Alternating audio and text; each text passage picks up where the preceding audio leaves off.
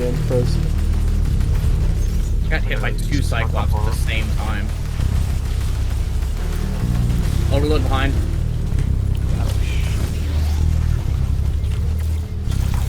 Give a rift. Alright, hey guys, how's it going? Welcome to my Master Vault of Glass guide. My group and I have been running it recently and we've spent a lot of time in it.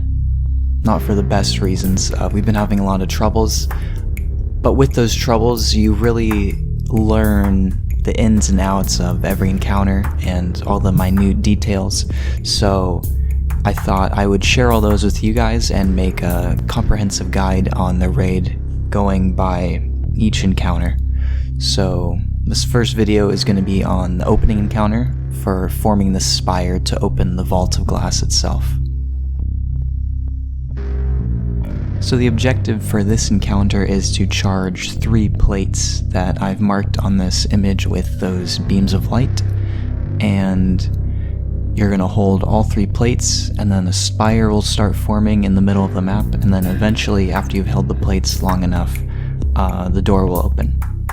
If you don't have control of all 3 plates and the Vex take control of one, the spire will start to disintegrate, so you have to make sure you have control of all 3 plates or you'll start to lose progress instead of progress just being paused.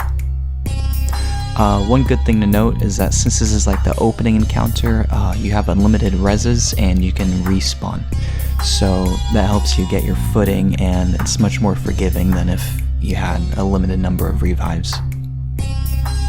So in the image here I've marked, of course, the 3 plates. I've also marked in the purple triangles the spots where the Cyclopses spawn. They'll spawn on each side, so left has one, middle has one, and right has one. And one thing to note is they can shoot at other teams. So for this encounter you have 6, you're going to divide them into groups of 2. So you're going to have 3 groups, 1 on left, middle, right. The Cyclopses can shoot at the other teams, so that often is the cause of death for a lot of people. So you want to keep an eye out on your Cyclops. You want to take it out as fast as possible, and you also want to keep an eye out for any of the other ones to make sure they're not getting a shot lined up on you. And the circles here are going to be spawn points for the ads. The ones in red are always going to be regular ads. They can have Praetorians, which are the void shielded minotaurs, but they will never have an overload champion. The overload champions are going to spawn in the blue circles, so left side has one coming from that cave in the back there, and then middle and right share a spawn point. So the overload is going to spawn in that corner there, that little intersection, and then regular ads will spawn there too, and the Praetorians, but you will never have a champion spawn in the red circles.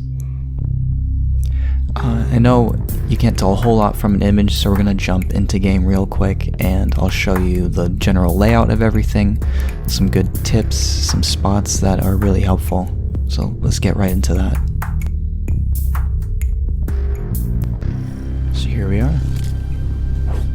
We've got left plate right over there behind that block.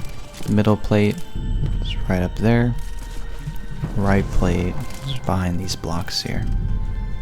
So for left plate, I think this is by far the easiest plate, and it has to do with all like the sight lines you can avoid, kind of to play around. A lot of it has to do with this pillar right here, this giant block in the middle of the plate itself. Just really quick, let's get rid of these ads. So this is going to be that first spawn point for this side. The grass down here. There's going to spawn right around there. And it's going to be hobgoblins and goblins, or goblins and minotaurs. And the second group of ads will spawn from this door here. Be careful for the first Praetorian that spawns on this side, because he'll spawn from above, but he'll always do a double teleport, and that can catch you off guard, because he'll usually teleport right onto the plate itself. So if you're still on this side, he'll melee you, almost take you out. Just keep an eye out for him, because he almost always double teleports right away. But for sightlines here, you almost can never get shot from an area you're not directly looking at. So if I was down here shooting these guys, I can't get shot from behind unless the ads are at the very top of the stairs, like where that Praetorian is. He can get me. But let's say you have something right here. They don't have a sightline on you if you're playing like at the block. They have to push up all the way here. And then if you're playing up here, killing these ads, you don't have a sightline really on these guys, especially if you crouch.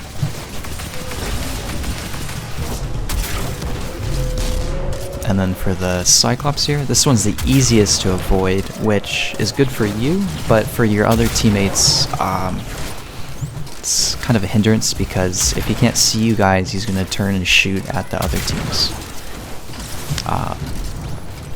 But to give an idea, he can't shoot you from up here on top of stairs. The only time he has a direct sightline is right here, if you're on the stairs itself. All this is safe. The only place he has a sightline that has gotten us a few times is in between the tree and the block here. He can get a clear shot in.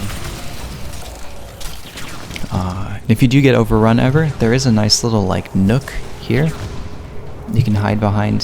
Sometimes ads come up through there, but not very often, and here you can peek out and get some hits on them.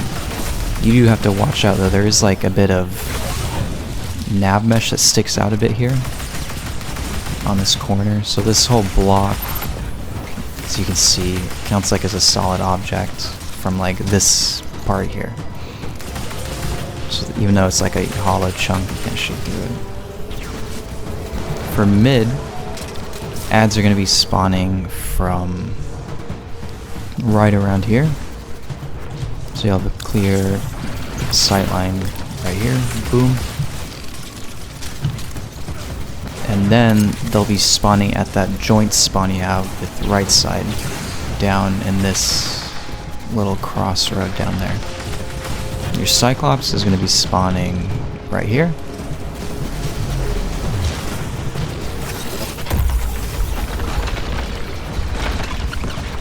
And he does have pretty good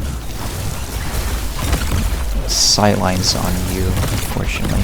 You can play on these blocks here. This is probably the best way to avoid him. Or if you're watching this group of ads, you can avoid getting shot by him just by playing down in the trench a bit. And you want to watch out for left side Cyclops, because he can shoot you if you're playing too far up. Right here, he has a sightline on you. For right side, I'd say is by far the hardest, just because the lack of cover you have, and you have a lot of open sightlines where other side Cyclopses can see you, as well as your own even. There's not a lot of you can do to hide from them. Let's just clear it out a bit. So, first spawn is going to be this joint spawn here at middle. And then second is going to be from this ruined portal right here. They'll spawn like right there. And your Cyclops is going to be on that block here. So the best way to play it is to use this pillar right in front of him and just block that. So that way you can play pretty close. Or you can play further back here, which helps because this blocks the sightlines off of the direct spawn points of your ads. You do have an open sightline with middle's Cyclops, so you have to watch out for that. Like there.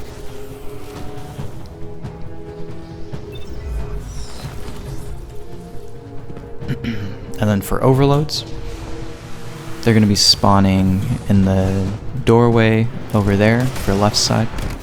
And for middle and right, they share the same spawn point. They're going to be at that joint spawn that the sides both share. This like little corner trench. So right in here, your overloads will spawn.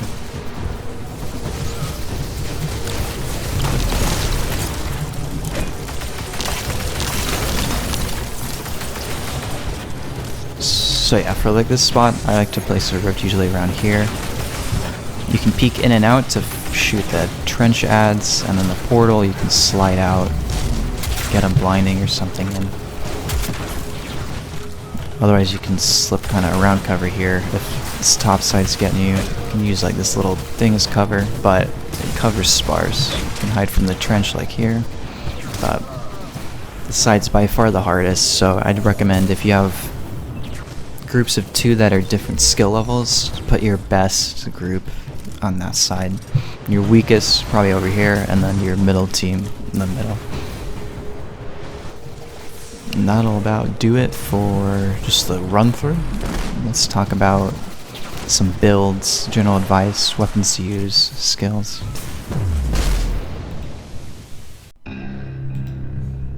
So let's talk about equipment and mods, your artifact, what guns to use. Of course, this is going to be specific for Season of the Lost because of the artifact mods, but the general gist should stay about the same. So for the first encounter, there are overloads. I know a lot of people usually have problems with these. They can be really finicky with how they start to regen and stuff, and especially with stasis, it's very bugged, and usually if you overload them but they're like frozen, they'll like cancel each other out and they'll just start healing right away. So that can be an issue with the artifact mod Thermoclastic Strike. So that gives your stasis and solar melee abilities overload champion like strength, the stun. And then whenever a fire team member stuns an overload, you get your melee back. And that works off of yourself. So if you, let's say, top tree Dawn melee,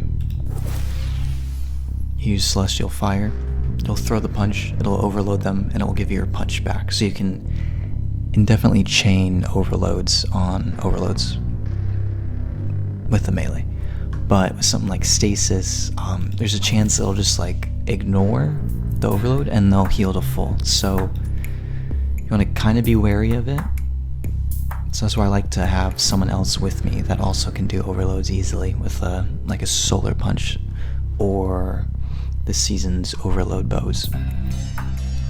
But ignoring that stasis bug, I still think Stasis Warlock is the best for Warlocks for this encounter. Just Bleak Watcher is so strong in endgame content. Just the ability to freeze groups of adds and slow them down, it's really great, and then you get the shatter damage off of it. Using something like Whisper of Endurances also increases the duration of the turret, which helps a lot. And then I just use Whisper of Chains, so whenever it freezes something I have a little bit of damage resist. Whisper of Torment, so anytime you get hit, you'll get some grenade energy back. And then Whisper of Fissures, so just whenever you kill a frozen target, you'll do a bigger damage and AoE. Another thing that's fantastic for endgame content is blinding grenade launchers.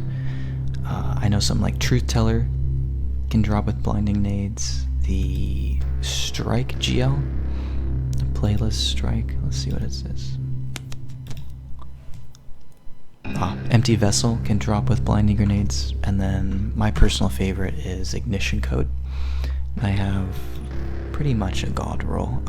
You could argue Demo's better if you're not using this for like boss damage, but we have blinding grenades and slide shot, which is like the pairing you'd really want for this gun. So just whenever you slide, you reload this gun. You don't have to worry about ever manually reloading. Just keep in mind you shoot, slide real quick, and the gun's good to go.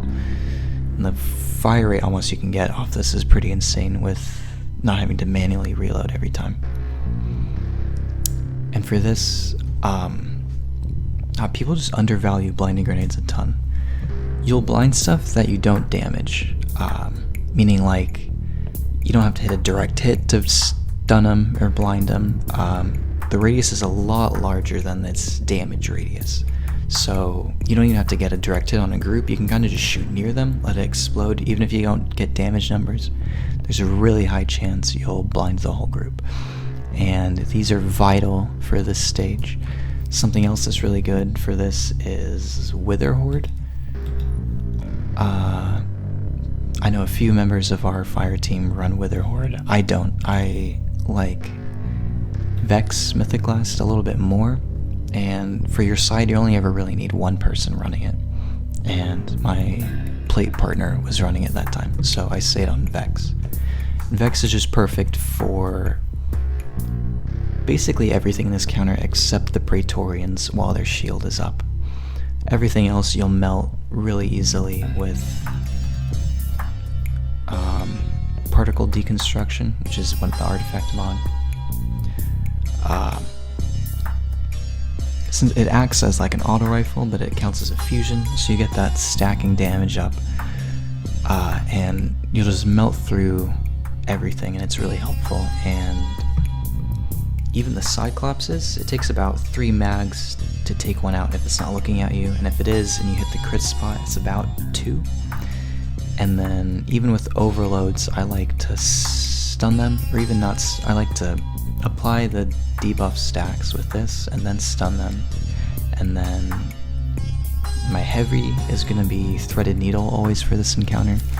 You can do reeds as well, but then you don't have anything void for the Praetorians, so I like to run Threaded. It's like a negligible difference, but you get the bonus that it's void, so you can crack a shield with a single shot and then go to town on it with Vex. And then with Cyclopses, if they're looking at you, you can prime them with the particle deconstruction on Vex and then take them out with Threaded. That will be like 3 shots if they're fully debuffed by this. And the overloads is about the same if you pre-debuff with Vex. It's about 3 shots, and then you should be in finisher territory. Just finish the champion off. Warlock Exotics. I'm using Eye of Another World. It's just a really solid all-around great exotic, especially for stasis because your cooldowns are higher. And some people don't know, but the improved regen on grenades, melee, and rifts applies even if you're at 100 of a certain stat. So I have 100 discipline, and anything above that doesn't give you anything else. So if I had 120 discipline, it would be the same as 100, but I Have Another World applies on top of that too. I'm not sure of the exact numbers, but I think it's around like a 6-second save at tier 10. So it's 53 right now. It's going to be at like a 45, 46. And this ensures almost a 100% uptime on your Bleak Watcher turrets. And then you're going to pair that with Grenade Kickstart. You're able to run 2 because I'm not running a bow. If you're going to run a bow, you're going to need the second slot for overload. But if you run Thermoclastic Strike, you can forego the overload mod on a weapon and just go for a double kickstart, and that gives you about 25 to 30% of your grenade back just for throwing it. So we're gonna throw it, we get 30% back about. Grenade cooldowns 53, but Eye of Another World makes it like 45, 46, and then the 30% of that gives it to around like, say like 35, 40 seconds. So you just have a big uptime on grenades. You can run something like Verity's Brow 2 and then do either something like Aegir's or what's its name? Peace Bond, if you have a good roll for that. The range might be a bit of an issue with Peace Bond, since you want to stay pretty far away from the ads because their melees can be pretty lethal. But Verity's can work as well if you have a nice stasis weapon to use. I never tasted Aegir's out on the Spire encounter, but it would do pretty well. You just have to worry about not having a nice gun to take out the beefier ads like a Praetorian or the Cyclops when you don't want to waste heavy ammo. So just for that reason, I stick with Eye of Another World. There's no hassle to it. It's free cooldowns on everything. There's no requirements like Verities. Another thing you're going to want is stuff like Void Resist, Concussive Dampener, Sniper Damage Resist. A lot of the Vex do Void damage, so self-explanatory. Concussive Dampener works on like Cyclops attacks, Minotaur attacks. Since they have like an explosion, it protects you against that. Melee Damage Resist, I always forgo that just because I'm able to just back up from enemies. You shouldn't really ever be getting punched by enemies in the first place if you're playing correctly. And Sniper Damage Resist is really good with the Hobgoblins. I run this sometimes, but I just have Concussive Dampener on right now. But Sniper Damage Resist is really good for Hobgoblins because they will 1 or 2 shot you in Master VOG. I'm just running Fusion Rifle Scavenger, the artifact version. Gives you just get a lot of more ammo for your threaded needle. Or you can forego that and do stuff for ignition code, but I've never been one to run out of ammo for this, even when I'm spamming it a lot with like the slide shots. So ignition code I'd say is fine on ammo. You just want to make sure you never run out of linear fusion rifle ammo. And then if for some reason you weren't going to run particle deconstruction or thermoclastic, I'd say your best bet would be to use a stasis bond and do utility kicksparts. These are super great for just being 1 energy. Maybe not the best on Warlock, because you'll have a pretty high uptime on Rifts already, but something like a Hunter, if you're doing like a stealth build, it's invaluable. It's also really good for Titan Barricades too, to cut off sight lines. And then for combat mods, since I'm using Vex, I'm doing that holy trinity of quick charge, so every double kill with Vex will get us charged with light, and then I'm running stacks on stacks, so whenever we get charged with light we get 2 stacks instead.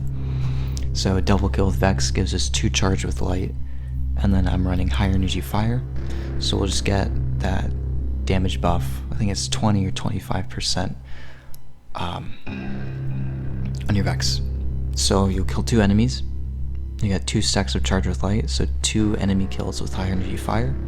After those 2 kills, it'll give you 2 more stacks of light, because that was another double kill. So this chains indefinitely once you get it going. If you have a void piece, you can run a protective light. I forgo this just because I don't really have a good void piece on something like my gloves, because gloves you're going to need to be running grenade kickstart. And then your bond's pretty full on space, so you can forgo high energy fire and do protective light if you're having trouble staying alive, but if you're able to play around it correctly, you don't need protective light for this, and going with the damage lets you kill those ads faster, so there's not even much of a chance of getting hurt. And yeah, just alternates I guess if you don't have Vex. Something like a Cartesian would be good, and then you run a primary here instead of a blinding grenade. But let's say you're staying with a blinding grenade, specifically a kinetic one like ignition code. A threaded needle would work really well because that's a void bow, so you can crack both Praetorian shields and you can overload champs. But if you're running a bow like that, you'd probably want something with more damage because your grenade's not going to be doing that much, so then maybe you want something like a slug in here. And keep in mind, if you're not doing Vex, you open up the exotic slot for either kinetics or heavies. I feel like linear fusions are just so good right now, there's no reason to run any of these others, and especially because they're so ammo efficient and they can hold so much. Something at 1k you can only hold 8 shots, and it's going to take 2 or 3 to kill an overload or a cyclops, so you're going to be running out of ammo really quick. And then with threaded needle, it's just going to be 3 shots almost always, and you have like 20 shots. It's just a lot more efficient to use these. And then some like rockets, you only have 6, and it's going to be 2 or 3 rockets to kill anything. So linears are just the best, especially if you prep them with a Vex or like a Cartesian to get the particle deconstruction buff. Yeah, I think that's it for equipment. For hunters, if you're going to be running thermoclastic, the shuriken's really nice on stasis, or any of the throwing knives if you're going solar. I know one of the hunters in our group just does shadow shot and goes invisible a lot, so he has really great survivability. I don't think we have a Titan in our group usually, so I'm not sure what the best Titan setup is. Probably want to do Bubble or Banner Shield or Thunder Crash to take out a Champ or a Cyclops really quickly. But yeah, I think that's it. I guess just a side note, super quick. I guess if you're gonna do you don't have a good threaded needle, you could do Luminarch too. That's gonna be your exotic slot, but the bow packs a bit of a bigger punch. So with all that info under your belt, you should be able to tackle this opening encounter. I know Master VOG can be a big difficulty spike for people. I know it was for our group, and it took us around 2 hours just to beat this encounter, but keep at it. I have a lot of fun with it, and with enough persistence and dedication, you'll get it done for sure. And the reward will be all that more satisfying for overcoming such a big challenge. Oh my god! Oh my god!